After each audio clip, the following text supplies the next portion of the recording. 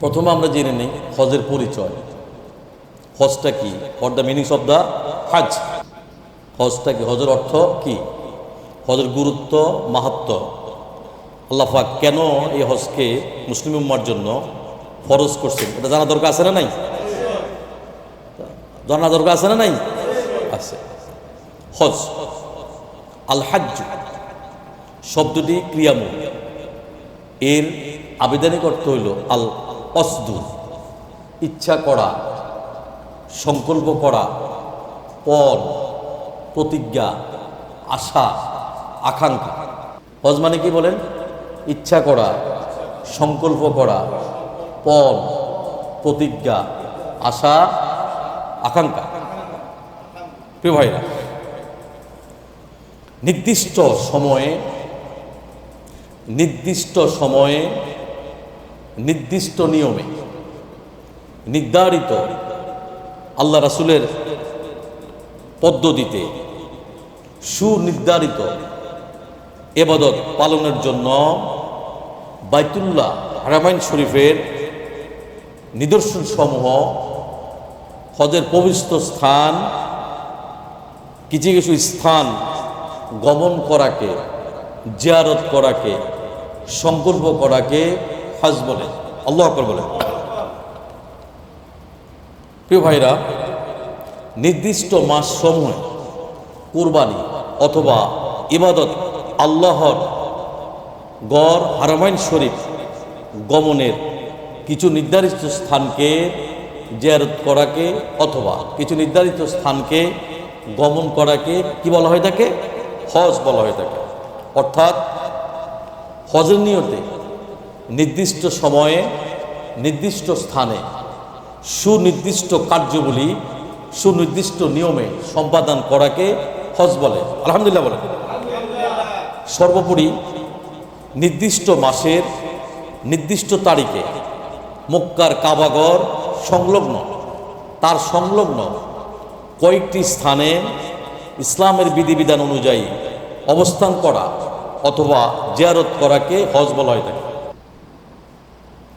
নবী ইব্রাহিম আলাইহিস সালাম সর্বপ্রথম কাবাকে কেন্দ্র করে নবম হিজরিতে তিনি হজ পালন করেন। সুবহানাল্লাহ বলেন। শরীয়তের বিধান মোতাবেক নারী পুরুষ নির্বিশেষে প্রত্যেক মুসলমান নরনারীর উপর জীবনে একবার হলো হজ করাটা কি ফরজ? তারা বুঝেন না মনে হয়। আবারও বলি, শরীয়তের বিধান মোতাবেক নারী পুরুষ নির্বিশেষে প্রত্যেক মুসলমানের উপর জীবনে একবার হজ করাটা হলো কি ফরজ। প্রিয় ভাইরা, হজ ফরজ শর্ত হওয়ার কিছু নিয়ম আছে। যেমন 1 নম্বর, সুস্থ মস্তিষ্ক থাকা। কি থাকা? কোনো পাগলের জন্য কিন্তু হজ ফরজ না। কথাটা বুঝতে পারছেন নাকি? 1 নম্বর, সুস্থ মস্তিষ্ক থাকা লাগবে। কি লাগবে? 2, প্রাপ্তবয়স্ক হওয়া। বয়সের সর্বনিম্ন কত? প্রাপ্তমানী বলতে কি বোঝা? সাবালক, 18 বছর প্রাপ্তবয়স্ক হওয়া। 3, স্বাধীন হওয়া। পরাধীন না কিন্তু। আছে না আগে দাস দাসী পরাধীন ছিল, কি? তাকে স্বাধীন হতে হবে, স্বাধীন হওয়া। 4, সুস্থ থাকা। কি থাকা? 5, যাতায়াত মক্কার অবস্থানের জন্য প্রয়োজনীয় অর্থ থাকা। আপনি যে বাংলাদেশ থেকে বা মালয়েশিয়া থেকে যাবেন, পৃথিবী যে দেখেন ওই সামর্থ্য আপনার থাকা লাগবে। 6, নিরাপদ রাস্তা থাকা। এখন আপনি যাইতেছেন, যুদ্ধ লাগছে, তাতে আপনি যাইতে পারবেন না। পারবেন মনে করি, বা রাস্তা বন্ধ বা ফ্লাইট চলে না, তাহলে কি যাওয়া সম্ভব? সম্ভব না। 7, ফিরে আসা পর্যন্ত স্ত্রী লোকদের জন্য স্বামী অথবা এমন কোনো আত্মীয় সফর সঙ্গী থাকা আবশ্যক, যার সাথে বিবাহ কি হারাম। অনেকে আছে, আমি দেখছি হজও করতে যে উমরা করতে যায়, নারীদের জন্য যেটা মাহারাম না থাকে হজও হবে না, উমরা হবে না। একদম সহিহ বুখারী হাদিস দ্বারা প্রমাণিত। অনেক হাদিস আমি করছি ব্যাপার। অনেক মহিলারা মাহারাম ছাড়া চলে যায়, স্বামী ছাড়া চলে যায়, অথবা বাবা ছাড়া চলে যায়, অথবা উপযুক্ত সন্তান আছে চলে যায়, উপযুক্ত ভাই আছে চলে যায়। তাদের হজ কিন্তু বা উমরা আল্লাহ মাফ করুক বর্ণনা যে কোনোটাই হবে। কারণ নারীদের জন্য মাহারাম কি ফরজ।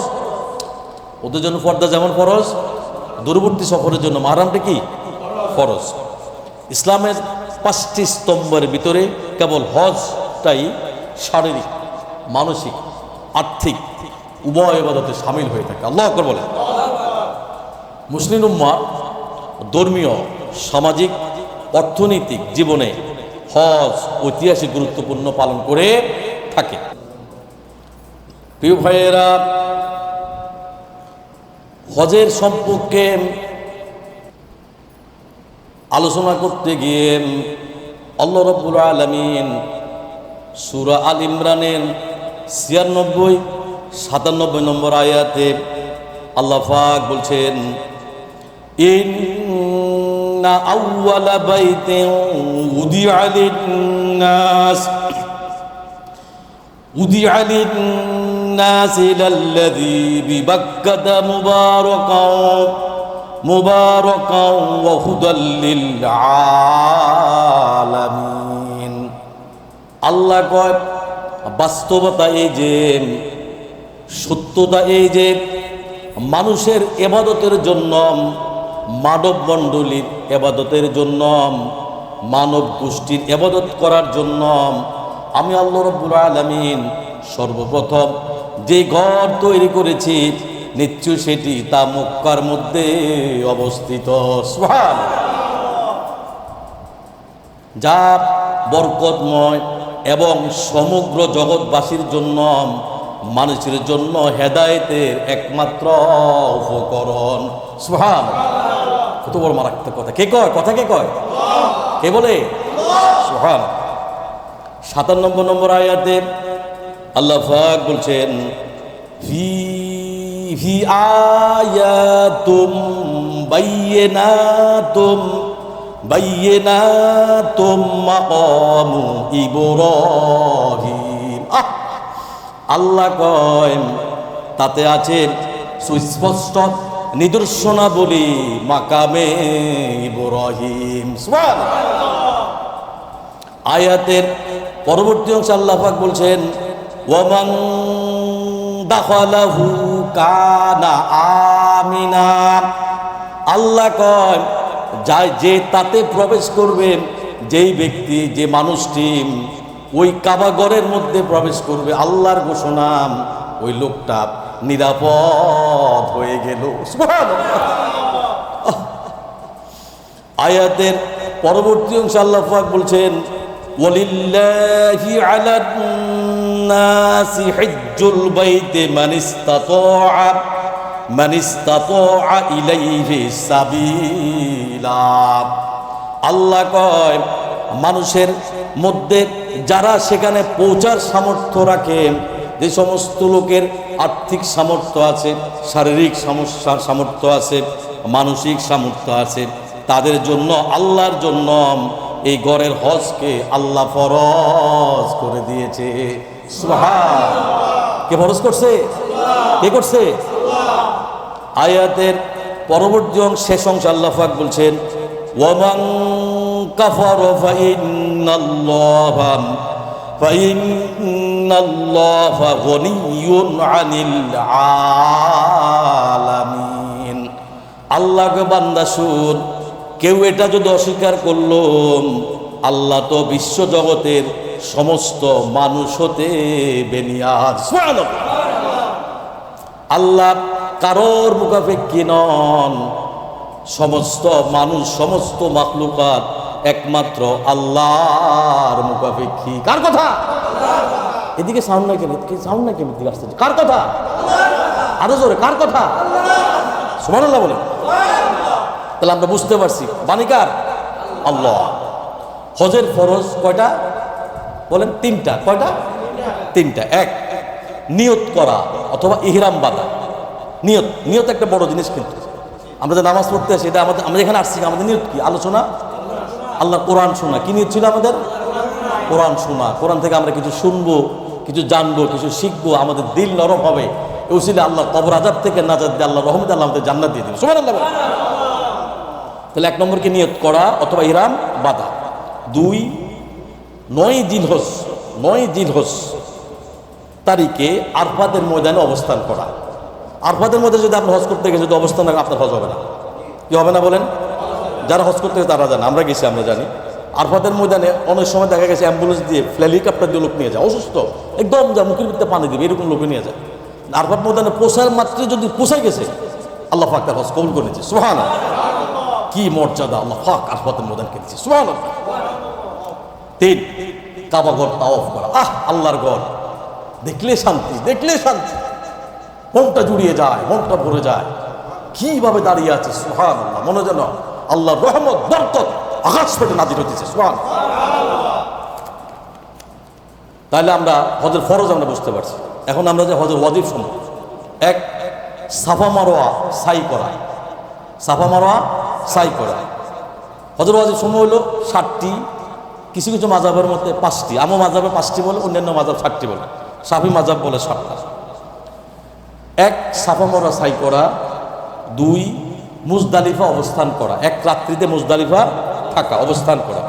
রাসূলুল্লাহ সাল্লাল্লাহু আলাইহি সাল্লাম আরফাতের ময়দানে অনেক দোয়া করছে দিনের বেলা। সূর্য ওঠার আগে, সূর্য ডুবার আগে কিন্তু আপনার আরফাতের ময়দান ত্যাগ করতে হবে। কি করতে হবে? কথা বলেন। সূর্য ডুবার পূর্বেই, মানে ডুবে যাচ্ছে, এর আগে আপনাকে আরফাত ময়দান ত্যাগ করে কোথা চলে আসতে? মুজদালিফা। আল্লাহু আকবার বলেন। প্রিয় ভাইয়েরা, হাদিস, রাসূলুল্লাহ সাল্লাল্লাহু আলাইহি সাল্লাম আরফাতের ময়দানে অনেক দোয়া করছেন, একটা দোয়া আল্লাহ কবুল করেন নাই। নবীজি যখন মুজদালিফা আসলেন, একটি রাত যখন যাপন করলেন, আল্লাহ রাব্বুল আলামিন রাসূলুল্লাহ সাল্লাল্লাহু আলাইহি সাল্লামকে ওই দোয়াকে কবুল করে নিলেন। সুবহানাল্লাহ।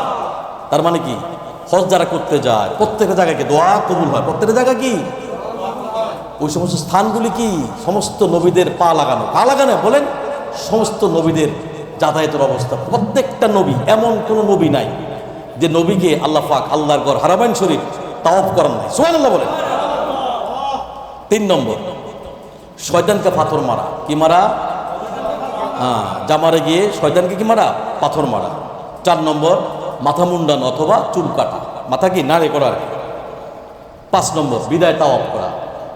আসার আগ দিয়ে আপনি আবার 5 বার 7 বার বিদায় তাওয়াফ করতে হয়, বিদায় তাওয়াফ করা।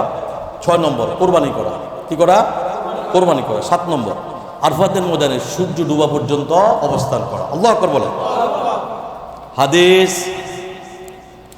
عن أبي هريرة رضي الله تعالى عنه أن النبي صلى الله عليه وسلم হযরত আবু হুরায়রা রাদিয়াল্লাহু তাআলা বর্ণিত, তিনি বলেন, নবীজি বলেছেন, মান হাজ্জা লিল্লাহ ফালাম ইয়ারফুস ওয়ালাম ইয়াফসুক রাজআ কায়াউমিন ওয়ালাদাতুহু উম্মুহু।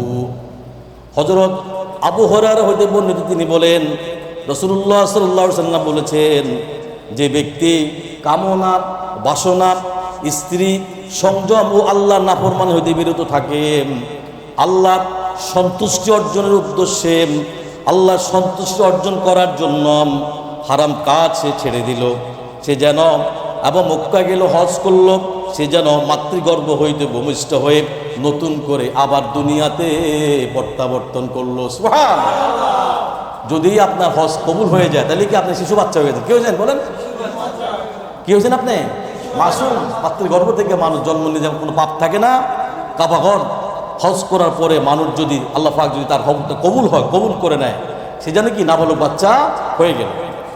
দ্বিতীয় হাদিস, আন আবু হুরায়রা রাদিয়াল্লাহু তাআলা আনহু ক্বালা রাসূলুল্লাহ সাল্লাল্লাহু আলাইহি ওয়াসাল্লাম, বিশিষ্ট সাহাবী, প্রখ্যাত সাহাবী হযরত আবু হুরায়রা রাদিয়াল্লাহু তাআলা বর্ণিত, তিনি বলেন, রাসূলুল্লাহ সাল্লাল্লাহু আলাইহি ওয়াসাল্লাম বলেছেন, আল হাজ্জুল মাবরুর লাইসা লাহু জাযাউন ইল্লাল জান্নাহ। সুবহানাল্লাহ। নবীজি বলেছেন, কবুল হজের প্রতিদান আল্লাহর কাছে কোনো কিছু নাই, তো একটা জিনিস রয়েছে, তা হলো সরাসরি জান্নাত। সুবহানাল্লাহ। প্রিয় ভাইয়েরা, ওমর ইবনে খাত্তাব রাদিয়াল্লাহু তাআলা বলেন, তিনি বলেন, রাসূলুল্লাহ সাল্লাল্লাহু আলাইহি ওয়াসাল্লাম বলেছেন, বুনিয়াল ইসলাম আলা খামসিন, শাহাদাতি আল্লা ইলাহা ইল্লাল্লাহু আন্না মুহাম্মাদুর রাসূলুল্লাহ সাল্লাল্লাহু আলাইহি ওয়াসাল্লাম ওয়া ইকামিস সালাত ওয়া ইতাইজ যাকাত ওয়াল হজ্জ ওয়া সাওয়ামি রমাদান। আল্লাহু আকবার। ইসলামের স্তম্ভ কয়টা? কয়টা? 5টা। কি কি বলেন? হজ জায়গাতে। এটা বলতে কষ্ট লাগে, সবাই তো বলা দরকার, সবাই বলে একসাথে। প্রিয় ভাইয়েরা, ইসলামের খুঁটি হলো পাঁচটা। এক, আপনাকে স্বীকার করতে হবে আল্লাহ ছাড়া কোনো মাবুদ নাই, সুবহানাল্লাহ। তিনি এক, তার কোনো শরীক নাই। রাসূলুল্লাহ সাল্লাল্লাহু আলাইহি সাল্লাম আল্লাহ প্রেরিত বান্দা এবং রাসূল, আল্লাহু আকবার। দুই, নামাজকে প্রতিষ্ঠিত করা, নামাজকে কায়েম করা। তিন, যাকাত প্রদান করা। চার, হজ আদায় করা। পাঁচ, রমজান মাসের রোজাগুলি সঠিকভাবে পালন করা, আল্লাহু আকবার। আন আবি হুরায়রা রাদিয়াল্লাহু তাআলা আন ক্বালা ক্বালা রাসূলুল্লাহ সাল্লাল্লাহু আলাইহি ওয়াসাল্লাম, হযরত আবু হুরায়রা রাদিয়াল্লাহু তাআলা বর্ণিত, তিনি বলেন রাসূলুল্লাহ সাল্লাল্লাহু আলাইহি ওয়াসাল্লাম বলেছেন, ইয়া আইয়ুহান নাস, হে পৃথিবীর মানুষেরা, হে পৃথিবীর মানব মণ্ডলী, হে পৃথিবীর মানব গোষ্ঠী, তোমরা শোনো, কদ ফারাদাল্লাহু আলাইকুমুল হাজ্জা ফাহুজ্জু। তিনি বলেন, নবীজি বলেছেন, তোমাদের উপরে হজকে ফরজ করা হয়েছে, সুবহানাল্লাহ। অতএব তোমরা যাদের সামর্থ্য আছো অবশ্যই তোমরা হজ পালন করবা। কার কথা? তার মানে আল্লাহ যে কথা বলছে, রাসূল সাল্লাল্লাহু আলাইহি ওয়াসাল্লাম যে কথাটা তো একই রকম বোঝা যাচ্ছে। কি মানে কথা হাকিকত কি, যে হজ ফরজ, সামর্থ্য হজ করা লাগবে। প্রিয় ভাইয়েরা, নবী ইব্রাহিম আলাইহিস সালাম কাবা ঘর যখন উনি নির্মাণ করতেছেন, পুনরায় নির্মাণ করতেছেন, তিনি দোয়া করলেন। উক্ত দোয়াতে আল্লাহ রাব্বুল আলামিন সূরা বাকারার 127, 128, 129 নম্বর আয়াতে আল্লাহ পাক বলছেন, وَإِذْ يَرْفَعُ إِبْرَاهِيمُ الْقَوَاعِدَ مِنَ الْبَيْتِ وَإِسْمَاعِيلُ। এবং সেই সময়ের কথা নবীজি আপনি স্মরণ করুন, চিন্তা করেন। ইব্রাহিম আলাইহিস সালাম যখন ইসমাইল আলাইহিস সালাম, ওনারা বাপ ছেলে মিলে যখন তারা একত্রিত হয়েছিলেন, তারা বলেছিলেন, কি বলেছিলেন, তার সাথে ছিল তার সন্তান, বলেছিলেন, হে আমার প্রতিপালক রব্বানা। তারা দোয়া করছিলেন একত্রিত হয়ে।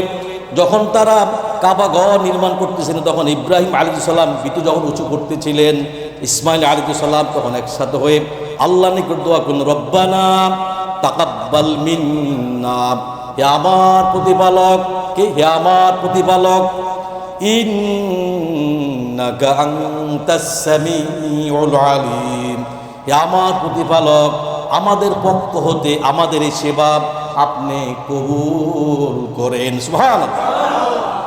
নিশ্চয়ই আপনি সব কিছু শুনেন, নিশ্চয়ই আপনি সব কিছু জানেন, আল্লাহু আকবার। 128 নম্বর আয়াতে আল্লাহ পাক বলছেন, তারা বলছেন, রব্বানা ওয়াজআলনা মুসলিমাইন লাকা ওয়া মিন যুররিয়াতিনা উম্মাতাম মুসলিমাতাল লাক। তারা বললেন, হে আমার প্রতিপালক, আমাদেরকে আপনার একান্ত আনুগত্য বানিয়ে নেন এবং আমাদের বংশধরের মধ্যে হতে এমন উম্মত সৃষ্টি করেন, সুবহানাল্লাহ। আয়াতের পরবর্তী অংশে আল্লাহ পাক বলছেন, ওয়ারিনা মানাসিকানা ওয়া তুব আলাইনা। তারা বলেন, হে আমার প্রতিপালক, যারা আপনার একান্ত অনুগত হবেন এবং আপনাদেরকে আমাদের ইবাদতের পদ্ধতি শিক্ষা দেন এবং আমাদের তওবাগুলি আল্লাহ আপনি কবুল করে নেন, সুবহানাল্লাহ। আয়াতের শেষ অংশে আল্লাহ পাক বলছেন, ইন্নাকা আনতাত তাওয়াবুর রহিম। আল্লাহ কর, তারা বলছেন, নিশ্চয়ই আপনি কেবল মহাশ্রবণবান এবং আপনি একমাত্র অতিশয় দয়ার মালিক, সুবহানাল্লাহ। 129 নম্বর আয়াতে আল্লাহ পাক বলছেন, রব্বানা ওয়াবআথ ফীহিম রাসূলাম মিনহুম ইয়াতুলু আলাইহিম আয়াতিকা ওয়া ইউআল্লিমুহুমুল কিতাবা ওয়াল হিকমাতা ওয়া ইউযাক্কিহিম। তারা বললেন, হে আমার প্রতিপালক, তাদের মধ্যে এমন একজন রাসূল প্রেরণ করেন যে তাদের মধ্যে হতে হবে এবং যে তাদের সামনে আপনার আয়াতগুলি তেলাওয়াত করবেন এবং তাদেরকে আপনার এই কিতাব তাদেরকে শিক্ষা দিবে, সুবহানাল্লাহ। এবং আপনি তাদেরকে পরিশুদ্ধ বানিয়ে নেন, আল্লাহু আকবার। ইন্নাকা আনতাল আজিজুল হাকিম। আল্লাহ কন নিশ্চয়ই আপনার এবং কেবল আপনারই সত্তা এমন যার ক্ষমতার পরিপূর্ণ, প্রজ্ঞতা পরিপূর্ণ। সুবহানাল্লাহ। প্রিয় ভাইয়েরা, একমাত্র হজ পালন করা ব্যক্তিদেরকে আল্লাহর মেহমান বলে আল্লাহ ঘোষণা করছে। সুবহানাল্লাহ। যারা একমাত্র হজ করতে যায়, দেখবেন বাংলাদেশে যান, মালয়েশিয়াতে আমি দেখছি লেখা আছে আল্লাহর মেহমান। কি লেখা আছে? আল্লাহর মেহমান। সুবহানাল্লাহ। দুনিয়া থাকার তো অবস্থায় ঘোষণা হয়ে গেছে কিসের মেহমান? আল্লাহর মেহমান। প্রিয় ভাইয়েরা, আমি লিখছিলাম একটা লেখা যখন 2024 আমি হজ করতে গেছিলাম, আমার নিজের লেখা আমি লিখছিলাম কিসের আশায়, কিসের নেশায়, কি রাত, কি দিন, কি দুপুর, কি সন্ধ্যা, কি সকাল, কি বিকাল, কি নারী, কি পুরুষ, কি শিশু, কি যুবক, কি বৃদ্ধা, কি বৃদ্ধ, কি সাদা বর্ণ, কি কালো বর্ণ, ভিন্ন ভাষার, ভিন্ন দেশের মানুষ, ভিন্ন দেশের, ভিন্ন জাতের মানুষ ছুটছে তো ছুটছেই, দৌড়াচ্ছে তো দৌড়াচ্ছেই। কোথায় যাচ্ছে, কেন যাচ্ছে? এই জন্য যাচ্ছে, এই জন্য দৌড়াচ্ছে। আল্লাহ পাক আল্লাহর মেহমানদেরকে মেহমানদারি করার জন্য আল্লাহ নিজে অপেক্ষা করতেছে। সুবহানাল্লাহ। কোথায় যাচ্ছে? আল্লাহ মেহমানদারি করার জন্য আল্লাহকে নিজেই অপেক্ষা করতেছে। প্রিয় ভাইয়েরা, পৃথিবীর বুকে যত ইবাদত আছে সব নিজের জন্য। হজ এবং রোজা মুসলমানদের ইবাদত একমাত্র আল্লাহর সন্তুষ্টি করার জন্য। আল্লাহু আকবার। এই জন্য আল্লাহ রাব্বুল আলামিন হজ পালনকারীকে আল্লাহর মেহমান বলে ঘোষণা করেছেন। প্রিয় ভাইয়েরা, ইসলামের 5টি স্তম্ভের মধ্যে হজ হলো কত? পঞ্চম। কেবল হজে আপনার শারীরিক, আর্থিক উভয় ইবাদতে শামিল করে থাকে, যা মুসলিম উম্মাহ ধর্মীয়, সামাজিক, অর্থনৈতিক জীবনে অনেক কিছু শিক্ষণীয় আছে। প্রিয় ভাইয়েরা, সূরা আনামের 92 নম্বর আয়াতে আল্লাহ পাক বলছেন, ওয়াহাদা কিতাবুন আনজালনাহু মুবারাকুম মুসাদ্দিকুল্লাযী বাইনা ইয়াদাইহি লিতুনযিরা উম্মাল কুরা ওয়া মান হাওলাহা। আল্লাহ কন এবং এটা এত বরকতময় কিতাব, এমন বরকতময় কোরআন যা আমি আল্লাহ নাজিল করেছি। সুবহানাল্লাহ।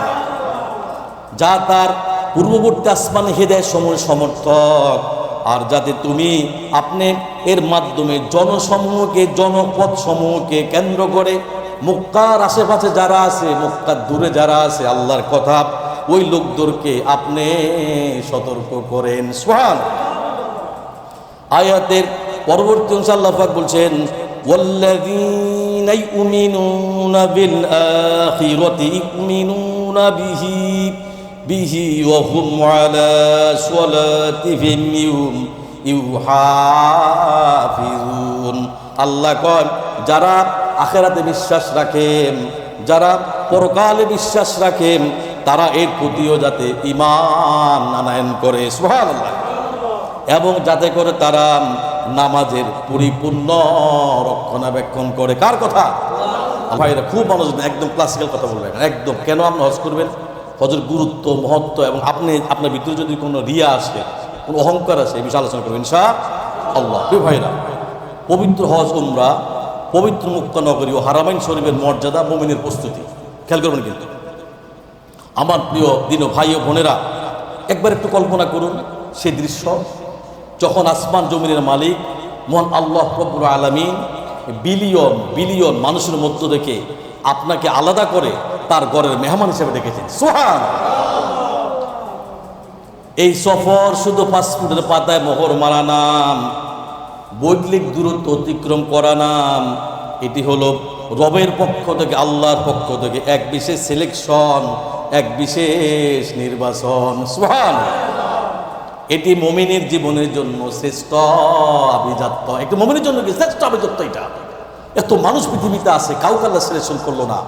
লক্ষ কোটি কোটি বিলিয়ন বিলিয়ন কিলিয়ন লোক আল্লাহ জমিনে আছে। আল্লাহ পাক হাতে গোনা, মুষ্টি গোনা 10 লাখ 20 লাখ অথবা 50 লাখ লোককে আল্লাহ পাক আল্লাহর ঘরের মধ্যে বছর একবার একত্রিত করে। সুবহানাল্লাহ। এগুলো কি সিলেক্টেড? এগুলো কি সিলেক্টেড? সবাই চাইলে কিন্তু হজ করতে পারেন, অনেকের টাকা আছে। আমার সাথে গত বছর যখন আমি গেছিলাম 2024-এ, অনেক বড় ওলামে কেরাম গেছে, একদম বৃদ্ধ। নিয়ম হচ্ছে যখন আপনার শারীরিক শক্তি থাকে, মানসিক শক্তি থাকে, অর্থনৈতিক শক্তি থাকে, বয়স অল্প থাকতে হজ করতে, অনেকে বুড়া বয়সে শেষ বয়সে কবরে চলে যাবে তখন হজ করতে। এই জন্য হাজার হাজার হাজি মারা যায়। কারণ নিয়ম হলো আপনার এই বয়স যখন 30, 35, 40, 50 এর মধ্যে হজ করতে যাওয়া উচিত। কারণ সেখানে অনেক কষ্টের কাজ কিন্তু, বিশেষ করে আপনার মিনাতে অবস্থান করা, টয়লেটের বিশাল বড় সিরিয়াল, মুজদালিফাতে অবস্থান করা, রাত্রেবেলা আরফাতের মধ্যে অবস্থান করা, বাসের মধ্যে উঠতে যে কষ্ট, এবং আপনার জামারের মধ্যে যে পাথর মারা, আহা, হাজার হাজার মানুষ পায়ের পৃষ্ঠের মধ্যে পড়ে মারা যায়। আল্লাহকে বলে, এই জন্য আপনার সামর্থ্য থাকলে আপনি আগেই চলে যাবেন, আগেই চলে যাবেন, বয়সের জন্য অপেক্ষা করবেন না। অনেকে তো হুজুরে বললাম, হুজুর তো দেখেন আমি 40 বছর বয়স থেকে চেষ্টা করতেছি, আর 85 বছর বয়স এখন আমার আল্লাহ এখন কবুল করছে। আল্লাহ, ওনার 40 বছর বয়স থেকে ওনার সামর্থ্য ছিল, উনি একটা মাদ্রাসার প্রিন্সিপাল। আমি চেষ্টা করতেছি, কিন্তু আল্লাহ এমন একটা যখনই সব কিছু রেডি করি, এমন একটা বিপদ চলে আসে, আমি চাইলেও যেতে পারি না। তো এইভাবে করে আমরা যারা হজ করার ইচ্ছা পোষণ করি, আমরা আগেভাগেই সামর্থ্য থাকলে আমরা আগেভাগেই চলে যাবো ইনশাআল্লাহ। প্রিয় ভাইয়েরা, সূরা আলে ইমরানের 96 নম্বর আয়াতে আল্লাহ পাক বলছেন, ইন্না আউওয়ালা বাইতিন উদিআ লিন-নাস লাল্লাযী বিবাক্কাতা মুবারাকান ওয়া হুদাল লিল আলামিন। আল্লাহ কয়, বাস্তবতা এই যে মানুষের ইবাদতের জন্য সর্বপ্রথম আমি আল্লাহ রাব্বুল আলামিন কাবা ঘরকে তৈরি করেছি। আল্লাহু আকবার। নিশ্চয়ই সেটি মক্কা অবস্থিত, যা বরকতময় এবং সমগ্র জগৎ মানুষের জন্য হেদায়েতের উপকরণ। সুবহানাল্লাহ। সম্মানিত দিন ভাইয়েরা, আল্লাহ রাব্বুল আলামিন, আল্লাহ তাআলার ঘরের মেহমানরা, আল্লাহ সুবহানাহু ওয়া তাআলা তিনি কেবলমাত্র অনুগ্রহ করে আমাদেরকে এই সফরের জন্য যারা হজ করতে গিয়েছেন তাদেরকে আল্লাহ নির্বাচিত করেছেন। সুবহানাল্লাহ। অতএব যারা হজ করতে গিয়ে তাদের বলা উচিত, আল্লাহ আপনার শুকর আদায় করি রব্বুল আলামিন, ও আমার রব, ও আমার মালিক, এত মানুষের মধ্যে থেকে আল্লাহ, লক্ষ কোটি মানুষের মধ্যে আল্লাহ আপনি আমাকে নির্বাচিত করেছেন। সুবহানাল্লাহ। প্রিয় ভাইয়েরা, এবার আমরা তার কাছে ফরিয়াদ জানাই, তিনি যেন তার এই নির্বাচন আমরা যথাযথ সম্মান প্রদর্শন করতে পারি, সেই তৌফিক আল্লাহ রাব্বুল আলামিন আমাদের সবাইকে প্রদান করবে। আমিন।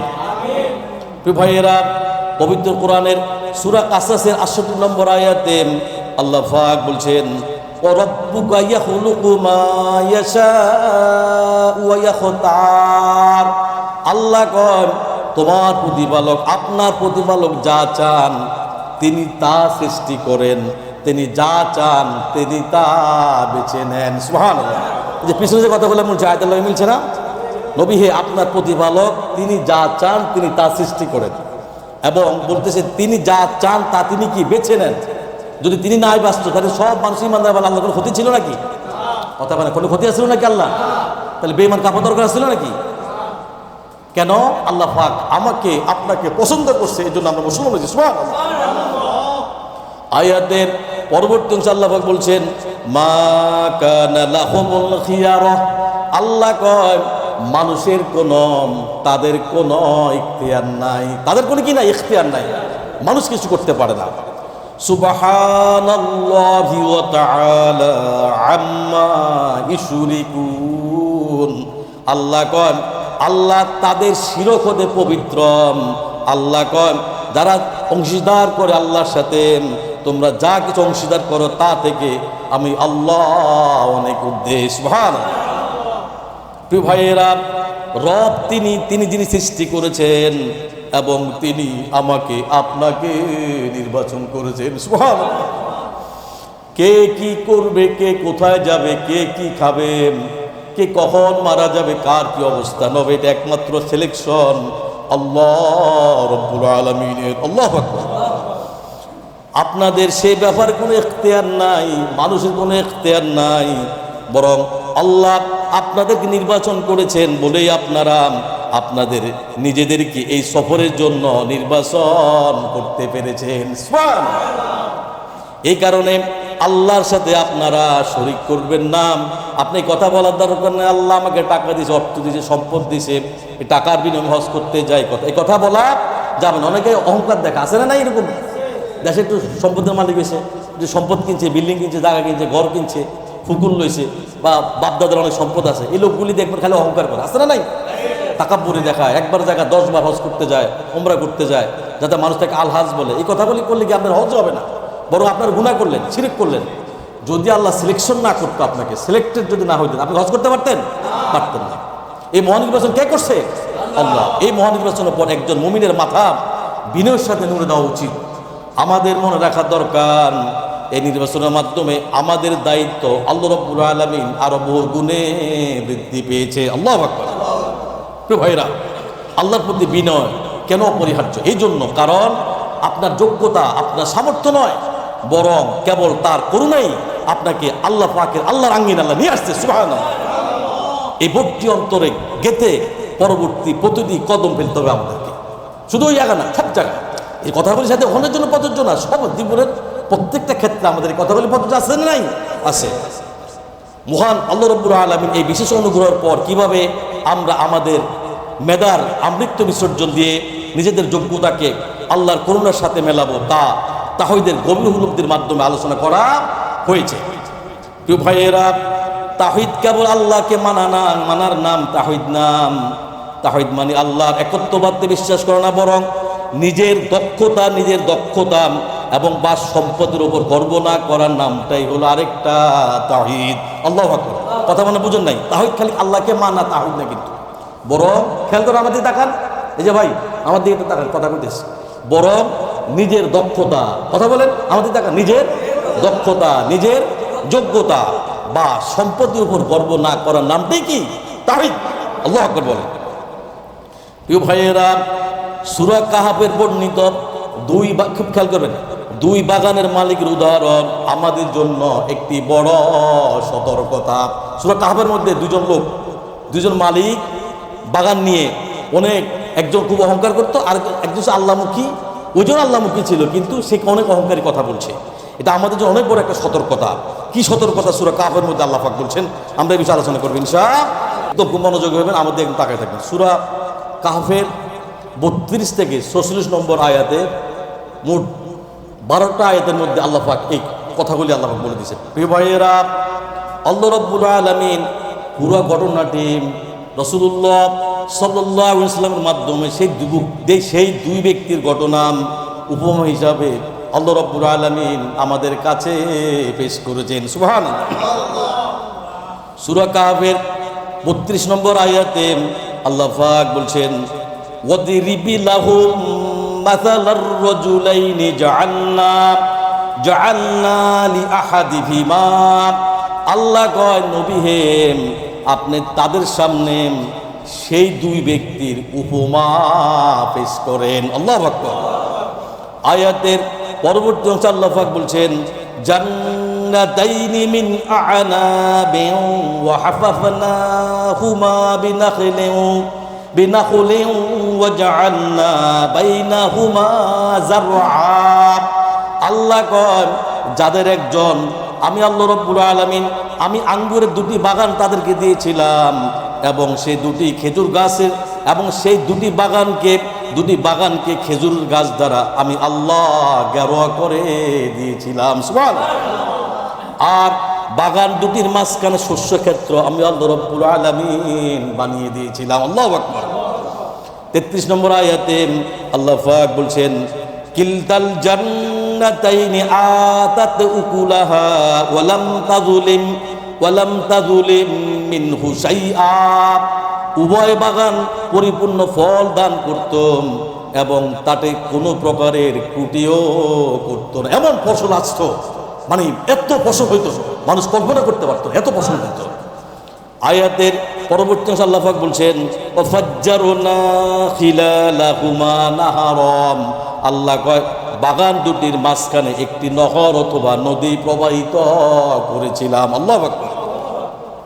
34 নম্বর আয়াতে আল্লাহ পাক বলছেন, ওয়াকানা লাহু সামার। আল্লাহ কন, সেই ব্যক্তির প্রচুর ধন সম্পদ অর্জিত হইতে শুরু করলো। আল্লাহু আকবার। ওয়াকানা লাহু সামার, ওই ব্যক্তির প্রচুর ধন সম্পদ হতে শুরু করলো। পরবর্তী আল্লাহ পাক বলছেন ফাকালা লিসাহিবিহি ওয়া হুয়া ইউহাউিরুহু আনা আকযারু মিনকা মালাও ওয়া আ'আজ্জু নাফারা।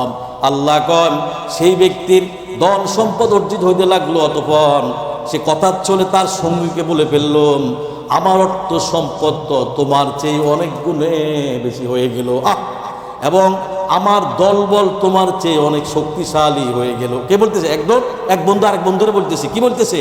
অথবা সে বলতে লাগলো কথার চলে সঙ্গীকে, আমার অনেক অর্থ সম্পদ তোমার চেয়ে বেশি এবং আমার দলবল তোমার থেকে অনেক শক্তিশালী। পরবর্তী আয়াতে আল্লাহ পাক বলছেন ওয়াদাখালা জান্নাতাহু ওয়া হুয়া যালিমুল লিনাফসিহি। সে বলতে লাগলো নিজের সত্তার প্রতি সে জুলুম করে ফেললো। সে কি করলো? নিজের সত্তার প্রতি সে জুলুম করে ফেললো এবং এই অবস্থায় সে তার বাগানে প্রবেশ করলো। এই অবস্থায় কোথায় সে প্রবেশ করলো? তার বাগানে প্রবেশ করলো। আয়াতের পরবর্তী আল্লাহ পাক বলছেন قال ما أظن أن تبيد هذه أبدا। আল্লাহ কন সে বলল আমি মনে করি না এই বাগান কখনো ধ্বংস হবে। নাউজুবিল্লাহ মিন যালিক। লোকটা বললো যে এত ফসল আসতেছে, এত কিছু আল্লাহ আমাকে দিচ্ছে, আমার মনে হয় না আমার এই বাগান কোনোদিন। অহংকার হয়েছে না? হয় নাই? টাকা কটা করলে মানুষ অহংকার দেখায় না নাকি দেখায় না? সম্পদ একটু বেশি অহংকার দেখায় নাকি দেখায় না? দোকান একটা জায়গায় 10টা হলে দোকান অহংকার দেখায় কি দেখায় না? দেখায় না। দেশের মধ্যে যদি একটু জায়গা জমি বেশি কিনা অহংকার দেখায় না? বাড়ি গাড়ি করলে অহংকার বেশি দেখায় না? এখন এই লোকটা কি করে বসলো? অহংকার করে বসলো। আমার এই বাগান কোনোদিন ধ্বংস হবে না। নাউজুবিল্লাহ মিন যালিক। কি করছে? অহংকার করে ফেলল। 36 নম্বর আয়াতে আল্লাহ পাক বলছেন অহংকার কারণে কি হয়েছে দেখেন, ওয়ামা আযুন্নুস সাআতা কাইমা। আল্লাহকে লোকটি বলল আমার ধারণা কখনো কিয়ামত হবে না। নাউজুবিল্লাহ। ওয়ামা আযুন্নুস সাআতা কাইমা। ওই লোকটি বলল আমার ধারণা কিয়ামত কখনো হবে না। আয়াতের পরবর্তী অংশে আল্লাহ পাক বলছেন ওয়ালা ইয রুদিতু ইলা রাব্বি লা আজিদান্না খায়রাম মিনহা মুনকালাবা। আল্লাহ কয় আর আমাকে আমার প্রতিপালকের কাছে যদি ফিরিয়ে নেওয়া হয় তবে আমি নিশ্চিত সেখানে আমি এর চেয়ে বেশি উৎকৃষ্ট স্থাপনা করবো, পাবো। আল্লাহু আকবার। লোকটা কয় যদি আমার প্রতিপালক আমাকে তার কাছে ফিরিয়ে নেওয়া হয়, আমার ধারণা দুনিয়াতে যেটা আল্লাহ আমাকে এত সম্পদ দিচ্ছে, নিশ্চয়ই আমি ওখানে চাইতে বেশি আরো উৎকৃষ্ট বেশি পাবো। ভাইয়েরা 37 নম্বর আয়াতে আল্লাহ পাক বলছেন ক্বালা লাহু সাহিবুহু ওয়া হুয়া ইউহাবিরুহু আকাফারতা। আল্লাহ কয় তার সাথে কথা চলে তাকে বলল তুমি সেই সত্তার সাথে কেন কুফরি আচরণ করলে? তুমি কেন কুফর করে ফেললে? আয়াতের পরবর্তী অংশ আল্লাহ পাক বলছেন বিল্লাযী খালাকাকা মিন তুরাবিন সুম্মা মিন নুতফাতিন সুম্মা সাওয়াকা রাজুলা। আল্লাহ কন যিনি তোমাকে সৃষ্টি করেছেন মাটি হতে, তারপর শুক্র হতে, এবং তারপর তোমাকে একজন সুস্থ সবল মানুষ করে পরিণত করেছেন। সুবহানাল্লাহ। এক বন্ধুরে কইছে ভাই তুমি কেন শিরকটা করলা? তুমি তো কুফর করে ফেলছো। তুমি কিসের এত অহংকার করো? কিসের এত তাকাব্বুরি করো? যিনি তোমাকে মাটির দ্বারা সৃষ্টি করেছেন এবং তারপর সূত্র থেকে এক বীর্য থেকে এক ফোঁটা পানি থেকে তোমাকে তিনি বানিয়েছেন এবং তিনি সুস্থ সবল করে মানুষ হিসাবে আল্লাহ জমিনের মধ্যে পাঠিয়েছেন। সুবহানাল্লাহ। আয়াতের পরবর্তীতে আল্লাহ পাক বলছেন লাকিন্নাহু আল্লাহু রাব্বি ওয়া লা উশরিকু বিরাব্বি আহাদা। লোকটা বলল আমার ব্যাপার তো এই যে, আরেকটা বন্ধু বলে যে ভালো মানুষে বলে আমার ব্যাপারটা তো এই যে আমি বিশ্বাস করি আল্লাহ আমার প্রতিপালক। সুবহানাল্লাহ। এবং আমি এটাও বিশ্বাস করি আমার প্রতিপালকের সাথে আমি কাউকে শরীক করি না। সুবহানাল্লাহ। 39 নম্বর আয়াতে আল্লাহ পাক বলছেন তাদের কথোপকথন বলি, দুই বন্ধুর কি কথোপকথন বলি। আল্লাহ পাক বলছেন ওয়ালাউলা ইয দাখালতা জান্নাতাকা কুলতা মা শাআল্লাহ লা কুওয়াতা ইল্লা বিল্লাহ। আল্লাহ কয় তুমি যখন নিজের বাগানে প্রবেশ করেছিলেন, ওই লোকটা খেয়াল করেন, ওই লোকটা যখন নিজের বাগানে প্রবেশ করেছিলেন তখন তুমি কেন বললে না মাশা আল্লাহ? এই জন্য কোনো ভালো কিছু দেখলে, কোনো ভালো সংবাদ পাইলে কি বলতো মাশা আল্লাহ। আমরা এই জিনিসটা খুব সুন্দর, আমরা কি বলো মাশা আল্লাহ। বাগানে অনেক ফল হয়েছে কি বলো মাশা আল্লাহ। আজকে বেতনটা পাইছি কি বলো আলহামদুলিল্লাহ। আমরা কোনো কিছু দেখলে, একটা সুন্দর বাচ্চা দেখলে বলবে মাশা আল্লাহ। তুমি কেন মাশা আল্লাহ বললা না? এক বন্ধু আরেক বন্ধু বলতেছে তুমি কি কামটা করলো, আখারে কেন তুমি এত ফল আল্লাহ তোমাকে দিচ্ছে, তো ফসল আল্লাহ তোমাকে দিচ্ছে, পুরা জাতি পুরা গোষ্ঠী খেয়ে বাঁচতেছে, তুমি কেন মাশাআল্লাহ বললা না? তখন তিনি বলেন তুমি যখন তোমার বাগানে প্রবেশ করেছিলেন তখন তুমি কেন বললে না মাশাআল্লাহ? লা কুওয়াতা ইল্লা বিল্লাহ। আল্লাহ যা চান তাই হয়ে যায়। সুবহানাল্লাহ। আল্লাহর তৌফিক ছাড়া, ক্ষমতা ছাড়া কারোর কোনো ক্ষমতা নাই। আল্লাহকে বলে তুমি কেন বললা না মাশাআল্লাহ? তুমি কেন বললেন লা কুওয়াতা ইল্লা বিল্লাহ? আয়াতের পরবর্তী অংশে আল্লাহ পাক বলছেন ইন তারানি আনা আকাল্লা মিনকা মালান ওয়া ওয়ালাদা। আল্লাহ কন তোমার দৃষ্টিতে যদি তোমার সম্পদ এবং তোমার সন্তান তোমার অপেক্ষা কম হয়ে থাকে তাহলে কি হবে? একটু শুনেন, পরবর্তী 40 নম্বর আয়াতে আল্লাহ পাক বলছেন ফাআসা রাব্বি আই ইউতি আইনি খায়রাম মিন জান্নাতিকা। আল্লাহ কন তবে আমার প্রতিপালকের পক্ষে সম্ভব নয় যে তিনি আমাকে তোমার বাগানের অপেক্ষা উৎকৃষ্ট কিছু তিনি দান করতে পারেন। সুবহানাল্লাহ। পরবর্তী কত ইমান শক্তি যে দেখেন, তার বন্ধু বলতেছে, আবার পুনরায় প্রথম জন দ্বিতীয় জনকে বলল। আয়াতে পরবর্তী আল্লাহ বলছেন ওয়ায়ুরসিল আলাইহা হুসবানাম মিনাস সামাই ফাতুসবিহা সুঈদান জালাকা। আল্লাহ কন এবং তোমার বাগানে আসমান থেকে কোনো এমন বালা আসবে, আসমান থেকে আল্লাহর পক্ষ থেকে এমন একটা গজব আসবে, বলে তুমি তরুণহীন হয়ে যাবে, মুহূর্তের মধ্যে সব কিছু ধ্বংস হয়ে যাবে। আল্লাহু আকবার। বলে কি হবে? সব কি প্রান্তরে পরিণত হয়ে যাবে, সব ঠিক কি হয়ে যাবে, নিঃশেষ হয়ে যাবে। অথবা তার পানি ভূগর্ভে থাকবে না, অতঃপর তুমি তার সন্ধান লাভ করতেও সক্ষম হবে না। সুবহানাল্লাহ। আল্লাহ কয় আল্লাহ চাইলে তোমার বাগানে যখন পানি আছে, পানি কি নিঃশেষ করে দেবে। তোমার বাগানে যে ফল আছে, ফল শেষ করে দিবে। এমন ভূমিধস আসবে, তোমার বাগানকে মুহূর্তের মধ্যে কি শেষ করে দিবে।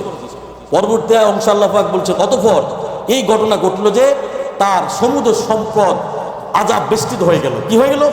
আল্লাহ পাক বলছেন ওয়াউহিতা বিসামারিহি ফাআসবাহা ইউকাল্লিবু কাফাইহি আলা মা আনফাকা। আল্লাহ কন وأحيط بثمره فأصبح يقلب كفيه على ما أنفق। আল্লাহ কন অতঃপর এমন ঘটনা ঘটল তার সমুদ্র সম্পদ আল্লাহ রাব্বুল আযাব বেষ্টিত আযাব গজবেশে ওই বাগানকে আল্লাহ মুহূর্তের মধ্যে নিঃশেষ করে দিল। আল্লাহু আকবার। এমন ভাবে ওই লোকটার ভোর হলো, সকাল হলো, এমন অবস্থা তিনি দেখলেন বাগানের মধ্যে যা কিছু তিনি ব্যয় করেছেন সমস্ত কিছু আল্লাহ রাব্বুল আলামিন মুহূর্তের মধ্যে তন্ন বিতীর্ণ করে আল্লাহ নিঃশেষ করে দিয়েছে। আল্লাহু আকবার। আয়াতের পরবর্তী অংশ আল্লাহ পাক বলছেন ফিহা ওয়া হিয়া খাইয়াতুন আলা উরুশিহা ওয়া ইয়াকুলু ইয়া লাইতানি লাম উশরিক বিরব্বি আহাদাম। আল্লাহ কয় যখন তার বাগান মাসান ভবিষ্যৎ হয়ে গেল, শেষ হয়ে গেল, সে বলছিল হায় আমি যদি আমার প্রতিপালকের সাথে কাউকে শরীক না করতাম, আমি যদি আমার প্রতিপালকের সাথে কাউকে যদি শরিক না করতাম, আমি যদি অহংকার না করতাম, তাহলে আজকে আমার এই পরিণতি হতো না, আমার এই বাগান কোনো কিছুতেই আল্লাহ নষ্ট করে দিত না। আল্লাহু আকবার। 43 নম্বর আয়াতে আল্লাহ পাক বলছেন, 43 নম্বর আয়াতে আল্লাহ বলছেন, ওয়ালাম তাকুল্লাহু ফিয়াতুন ইয়ানসুরুনাহুম মিন দুনিল্লাহি ওয়া মা কানা মুনতাসিরা। আল্লাহ কয়, আল্লাহ ছাড়া এমন কোন দলবল মিলল না, আর আল্লাহ ছাড়া তার কোনো দলবল মিলল না, তার আত্মীয় স্বজন কেউ তাকে সাহায্য করতে আসলো না, যারা তাকে সাহায্য করতে পারে, আর সে নিজেকে রক্ষা করতে সমস্ত হলো না। আল্লাহু আকবার। দেখবেন এটা হয়তো হাকিকতটা কি, একটা লোক বিপদে পড়ছে, এখন যখন আপনি যখন কোনো একটা বিপদে পড়ছেন, এখন আপনার বিপক্ষে যারা আছে এরা আপনারা খালি উৎখানে দিব, না তুই আল্লাহ লাগিয়ে যা, তুই এটা কর, আরো বেশি বেশি কর। যখন আপনার উপর বিপদটা এমনভাবে চাপাই পড়বো, তখন কিন্তু তারা কিন্তু সরে যাবে। কথা মানে বুঝতে পারেন না? তার মানে কি, এই কোরআন দ্বারা বোঝা যায় আজ থেকে হাজার হাজার বছর আগে দুনিয়ার মধ্যে ঘটনাগুলি ঘটছে। যখন একটা মানুষ যখন বিপদে পড়ছে, যে আল্লাহ ছাড়া আর কোনো দলবল মিলল না, যখন ওই লোকটা একদম অসহায় হয়ে গেছে, সমস্ত বাগান নিঃশেষ হয়ে গেল, আল্লাহ যখন পুরো বাগানটা যখন সে নস্যাৎ করে দিল, ধূলিসাৎ করে দিল, ভূমি দিয়ে পানি দিয়ে সব শেষ করে দিল, তখন দেখা গেছে সে কি নিঃস্ব হয়ে গেল। তাকে সাহায্য করার মতো আর কেউ তাকে আসলো না, তাকে সাহায্য করার মতো কেউ আগায় আসলো না। পরে সে নিজেকে রক্ষা করতে সামর্থ্য হলো না। আমি যে নিজেকে যখন আপনি সব নিঃশেষ হয়ে যাবেন, সর্বহারা হয়ে যাবেন, তখন আপনি চাইলে আপনাকে রক্ষা করতে পারবেন না। এই জন্য যখন রব থাকে তখন কামাই পুঁজি রুজি করেন, যখন রব থাকে তখন নামাজ পড়েন, যখন রব থাকে তখন আল্লাহকে সিজদা দেন, আল্লাহ ইবাদত করে আল্লাহর বন্দনা করেন, আল্লাহকে ডাকেন, আল্লাহকে বুঝেন, আল্লাহকে জানেন, আল্লাহকে চিনেন, আল্লাহর ইবাদতগুলি করেন। মানুষ কি করে, বুড়ো বয়সে বৃদ্ধ বয়সে যখন বার্ধক্যে পড়ে যায় তখন নামাজ পড়ে, তখন কি নামাজ সেজদা একটা দুটো সে কিন্তু নিজেও জানে না। নামাজের ভিত্তি কি রুকুর মধ্যে আছে না সেজদার, সে নিজেও জানে না। সেজদার মধ্যে সে কি বলছে নিজেও জানে না। নামাজের মধ্যে আরেক দিকে তাকায় থাকে, তাহলে কি নামাজকে আল্লাহ কবুল করবে আপনার? এমনিও তো আমরা সূরা ঠিকভাবে করতে জানি না, তাসও ঠিক মতো জানি না, নামাজের কানগুলি নিয়ম কানগুলি আমরা ঠিকভাবে জানি না। সর্বশেষ আয়াতে আল্লাহ পাক বলছেন, হুনালিকাল ওয়ালায়াতু লিল্লাহিল হক হুয়া খায়রুন সাওয়াবান ওয়া খায়রুন উকুবা। আল্লাহ কন, এরূপ পরিস্থিতিতে মানুষ যখন উপলব্ধি করতে পারে, খেয়াল করেন, এরূপ পরিস্থিতিতে মানুষ যখন উপলব্ধি করতে পারে, তখন সাহায্য করার ক্ষমতা কেবল তো একমাত্র আল্লাহরই আছে। সুবহানাল্লাহ। পুরো কথার শেষ কিন্তু আল্লাহ এখানে করে দিয়েছে, পুরো কথার।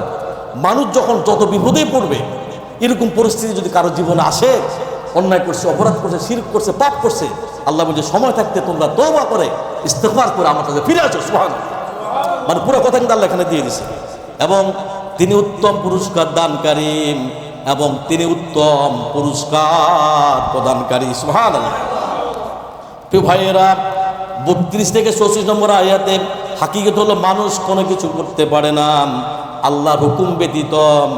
আল্লাহ সব কিছু করতে পারে, কারোর হুকুমের দরকার হয় না। সুবহানাল্লাহ। তার মানে যে আল্লাহ, এই যে আপনার খাওয়াকে পড়াকে, মানে আপনি যদি বলেন যে আল্লাহ তো আমার খান, আমি কামাই খাই, তাহলে আপনার কামাই কেমন না? আপনার প্রশ্ন করেন, কিন্তু অনেক বুঝের কথা আছে। কিন্তু এখন আপনার ব্যবসা দিছে কে? ব্যবসা সুন্দর করার দায়িত্ব হলো আপনার, চলানোর দায়িত্ব আপনার। এখন যদি আপনি 2-4 দিন 5 দিন যদি অসুস্থ থাকেন, আপনি ব্যবসা চালাতে পারবেন? কথা বলে চালাতে পারবেন? এখন আমাদের গাড়ি চালায়, হেলিকপ্টার চালায়, বুদ্ধি দিছে কে? কথা বুদ্ধি দিছে কে? আর আপনি যদি হাতে শক্তি না থাকে, পায়ে শক্তি না থাকে, শরীরে শক্তি না থাকে, আপনি কাজ করতে পারবেন? আল্লাহ না করে অনেক মানুষ দেখছেন ব্রেন স্ট্রোক করে পড়ে আছে, হার্ট স্ট্রোক করে পড়ে। তাহলে বুঝতে হবে যা কিছু সব কিছু কে করায়? সুবহানাল্লাহ বলেন। ওই যে আমাদের মনে ইঞ্জিনিয়ার সাহেব, এখন ওনার মেধাটা দিছে কে? উনি ইঞ্জিনিয়ার, মেধাটা দিছে কে? তুমি গাড়ির টায়ার ভালো করে খুলতে পারো, তোমার মেধাটা দিছে কে? তাহলে যে বুদ্ধিটা সব বুদ্ধি দিছে কে? আল্লাহ। এর জন্য সর্বাবস্থায় কি বলতে হবে? গত সপ্তাহে আলহামদুলিল্লাহ বলতে হবে। আল্লাহ আপনি আমাকে সুস্থ রাখছেন, আলহামদুলিল্লাহ। আল্লাহ আমি কর্ম করতে পারতেছি, আলহামদুলিল্লাহ। আল্লাহ আপনি আমাকে ভালো রাখছেন, আলহামদুলিল্লাহ। আল্লাহ আপনি আমাকে ব্যবসা দিয়েছেন, আলহামদুলিল্লাহ। আল্লাহ আমি কর্ম করে আমার পরিবার আহলিয়াতকে খাওয়াইতে পারতেছি, আলহামদুলিল্লাহ। আল্লাহ আমার অনেক বড় ব্যবসা, আমার অহংকার না, এগুলো আপনার সম্পদ, এগুলো আপনার, আমার কিছু না। আল্লাহ আমি যদি আজকে অসুস্থ ঘরে পড়ে থাকি, আল্লাহ তাহলে আমার সম্পদের কি হবে? কোনো দাম আছে? সম্পদের কোনো দাম আছে? নাই। আল্লাহ এই সম্পদ দিয়েছেন আপনি আমাকে, আমি যাতে করে সঠিকভাবে রক্ষণাবেক্ষণ করতে পারি, এটা আল্লাহকে দরকার ইনশাআল্লাহ। প্রিয় ভাইয়েরা, people can not do anything without Allah permission, আর people can not do anything without Allah permission. Allah can do all the things without anybody permission. সুবহানাল্লাহ। প্রিয় ভাইয়েরা, সূরা কাহাফের বর্ণিত বাগানের মালিক উদাহরণ, এটা আমাদের জন্য একটা বড় সতর্কতা। আল্লাহকে বলেন, সেখানে এক মালিক দাম্ভিকতার সাথে বলেছিলেন যে তার সম্পদ কখনো নষ্ট হবে না। সে ভেবেছিল নিজস্ব মেধা পরিশ্রম এগুলো হয়েছে। এই কথাটা বলাটাই, চিন্তা করাটাই শিরক। আল্লাহকে বলেন, যখন আপনি মনে করেন আপনার হজ প্যাকেজ খুব দামি, শারীরিক ফিটনেস খুব ভালো, কিংবা আপনার অভিজ্ঞতা অনেক বেশি, তখন আপনি সূক্ষ্মভাবে আল্লাহর সাথে নিজেকে শক্তি প্রমাণ করে দিলেন। নাউজুবিল্লাহ। আপনি যখন বললেন, অনেকে আছে দেখবেন মানে ফার্স্ট প্যাকেজে যায়। মালয়েশিয়া থেকে গত বছর আমার এক বন্ধু বান্ধব আছে, দাতু তানসি, আমার হজে 3 দিন আগে যাবে, 5 দিন। How can possible you go there? কীভাবে সম্ভব 3 দিন আগে, 5 দিন আগে? আমরা তো 1 মাস আগে যাই, তুমি কেমন যাবে? তুমি জানো না কি আমার প্যাকেজের দাম 5 লাখ রিঙ্গিত। কয় লাখ? অহংকার করছেন এটা? এতে তো টাকার গরমে যায়। ওখানে ওই যে ওয়াচ টাওয়ার, গড়ি টাওয়ার, যেটা গড়ি টাওয়ার মধ্যে যাই, 5 স্টার 7 স্টার যাই ঘুমাই। তো এর কে হজ হইব ভালোভাবে? কবুল করার মালিক কে? আল্লাহ। কিন্তু এই নিয়ত করা যাবে না। হজের যে নিয়মগুলি আছে ওখানে নিজেকে আপনাকে, আল্লাহ নিচ্ছে আপনাকে। তো আপনি যেখানে গেছেন, আপনি যদি বলেন আমার সামর্থ্য অনেক টাকা, দামি গড়ি, দামি গাড়ি, দামি বাড়ি, অনেক টাকা, কিংবা আমার অনেক অভিজ্ঞতা বেশি, যে এই সূক্ষ্মভাবে আল্লাহর সাথে ছোটোখাটো একটা কী করে ফেললেন, যদি তওবা না করেন আপনার গুনাহ মাফ হবে না। সেই বাগানের মালিকের সাথে, মালিকের এক সাথে আরেক সাথে তর্ক করেছিল। মাশা আল্লাহ লা কুওয়াতা ইল্লা বিল্লাহ, এই শব্দটা যখন ব্যবহার করলেন না, যদি সে বলতো মাশা আল্লাহ লা কুওয়াতা ইল্লা বিল্লাহ, যা আল্লাহ চেয়েছেন তাই হয়েছেন। সুবহানাল্লাহ। আল্লাহর সাহায্য ছাড়া কোনো শক্তি নাই। নিজের শক্তিমত্তা অথবা অভিজ্ঞতার উপর নির্ভর না করে আল্লাহর অনুগ্রহের উপরে নির্ভর করাটার নামটাই হলো তাওহীদ। সুবহানাল্লাহ। মানে আজকে মূল হাকিকতটা আপনি বুঝতে পারছেন তো? মানে এই যে আয়াতের ভিতরে আল্লাহ যে কথা বুঝাইছে, তার মানে কি আমরা বুঝতে পারছি কোনোভাবে অহংকার করা, শিরক করা, নিজেকে বড় ভাবা, পৃথিবীর সমস্ত মানুষকে সমানভাবে রেসপেক্ট করা, do respect then get respect. সম্মান পাইতে হলে সম্মান করতে আগে শিখো। তুমি যদি নিজে বলো যে আমি তো মসজিদের ইমাম সাহেব, কথাটা বুঝো, আমি তো এখানে তাফসীরে মাহফিল করি, আমি তো সাহেব, আরে আশ্চর্য কথা, তুমি যে মানুষ আমি তো এই মানুষ, তোমার আমার মাঝে কোনো অহংকার থাকতে পারে না। এই জন্য আগে তুমি সম্মান করতে শিখবা। কি শিখবা? হ্যাঁ, edu respect then get respect. তুমি আগে কি সম্মান করো, তারপর সম্মানের আশা করো। এটা হলে কি নিয়ম, this is rule of the regulation. আপনি যদি আগে বলেন যে আমি অনেক বড়, অনেক কিছু, আরে না, ইয়া আইয়ুল ফাখিরু বিন নাসাবি ইন্নামান নাসু বিল আলাদা হাল তারহুম খুলিকু মিন ফিদ্দাতিন আম হাদিদিন আম নুহাতিন আম যাহাব। এবং সে গৌরবকারিতা, কিসের তুমি অহংকার করো, তাকাব্বুরি করো? হ্যাঁ, ওই বেটা 10টা দোকানের মালিক, কিসের তোমার অহংকার? হ্যাঁ, তোমার পেট ভর্তি ময়লা, নাক ভর্তি ময়লা, কান ভর্তি ময়লা, কিসের অহংকার? তুমি আজকে রাত্রে আল্লাহ না করো, কালকে সকালে আমি ঘুম থেকে উঠবো, কোনো গ্যারান্টি আছে নাকি? নাই। কবি বলছেন, আল্লামা ইকবাল, ওই যে লোকটা বসে আছে, ছোটোখাটো মানুষ, দিনে আনে দিন খায়, তার কোনো দুনিয়া কি আখেরাত কি সে কিছুই জানে না, অথচ তুমি অহংকার করতেছো, তাকাবরি বলতেছো। ইয়াইউল ফাখির বিন নাসাবে, এই বংশের গৌরবকারিতা, তুমি কেন এত অহংকার করো? হাল তারাম খুলিকু মিন ফিদ্দাতিন, তুমি কি তাকে দেখিয়েছো? তুমি তোমাকে দেখিয়েছো তোমার মধ্যে কি আছে? তোমার মধ্যে কটা চোখ, ওর মধ্যে কটা চোখ, তোমার মধ্যে কটা হাত, তার মধ্যে কটা হাত, তার অঙ্গ প্রত্যঙ্গ কেমন, তোমার অঙ্গ প্রত্যঙ্গ কেমন? আম হাদিদিন আম নুহাসিন আম দা, তোমার শরীর কি রূপ দিয়ে বানানো, রূপা দিয়ে বানানো, হীরা দিয়ে বানানো নাকি? একটা কাজ করো, কাটো, এখানে কাটো, দেখো কাটলে কি ভালো, যে লাল ব্লাডটা বের হবে। ওই যে রাস্তার পাশে যে লোকটা শুয়ে আছে, বসে আছে, দিন কি রাত কি বুঝে না, যে একটু অসহায়, গরিব, দুঃখী, মজলুম, তার শরীরে যা আছে তোমার শরীরে যা তা আছে, অতএব তাকে তুমি আগে সম্মান করতে শিখো। আল্লাহ কথা কে শিখিয়েছে? রাসূলুল্লাহ সাল্লাল্লাহু আলাইহি ওয়াসাল্লাম। এই জন্য রাসূল আগে সালাম দেওয়া কি, সালাম দেওয়া কি, যাতে উত্তর দেওয়াটা কি ওয়াজিব। আপনি শুনে তো আপনি ঠিকই পালন করছেন, যদি উত্তর না তাহলে গুনাহটা কার হবে? তার হবে। অনেকে সালামের জন্য বসে থাকে, আরে আপনি সালামের জন্য বসে, আপনি কি এত বড় কি হয়েছেন আপনি?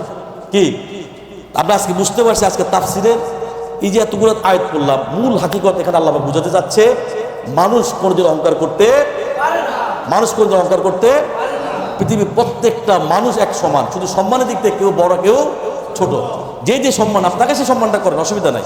কিন্তু আপনি খালি যে আপনার সম্মানের জন্য বসে থাকবেন, এটা কোনোভাবেই সম্ভব না। সবাই সবাইকে সম্মান করা লাগবে ইনশাআল্লাহ। যে আলোচনা করেছে আল্লাহ পাক আমাদের সকলকে আজকে আলোচনার আমল করার তৌফিক দান করো, আমিন। আখির দাওয়ানা আলহামদুলিল্লাহি রাব্বিল আলামিন।